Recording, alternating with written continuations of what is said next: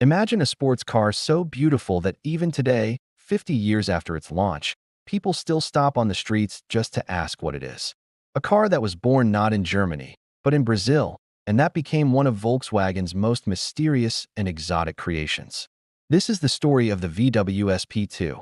In the early 1970s, Brazil had strict import restrictions. That meant foreign sports cars were almost impossible to buy.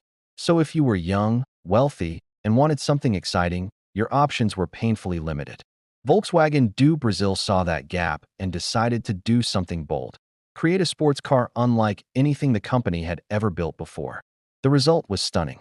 The SP2 looked like it came straight out of Italy, with long, flowing lines, hidden headlights, and a low, sleek stance.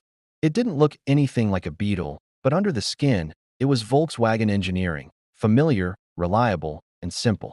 The name itself carried mystery. SP stood for São Paulo, the state where the car was designed and built, but some said it also meant special project. And when the car finally hit the streets in 1972, it was clear this was not just another Volkswagen. But here's the twist. Despite its breathtaking design, the SP2 had a secret weakness: the engine. Volkswagen used a 1.7-liter flat-four, producing only about 75 horsepower. On paper, it was barely enough to move the car's striking body. Owners loved how it looked, but often complained it was a beautiful car that didn't run fast. In fact, some jokingly said SP stood for Sem Potência, Portuguese for without power. And yet, the car became a legend. Because while it wasn't fast, it was rare, refined, and unlike anything else on the road. Fewer than 11,000 units were ever built, almost all of them staying in Brazil. For decades, collectors outside the country had never even seen one in person. Today, the VW SP2 is one of the most collectible Volkswagens in the world. Restored examples are sold for incredible prices, often much higher than classic Beetles or Combis. Its design still feels futuristic, as if it belongs to a world where Volkswagen dared to dream bigger.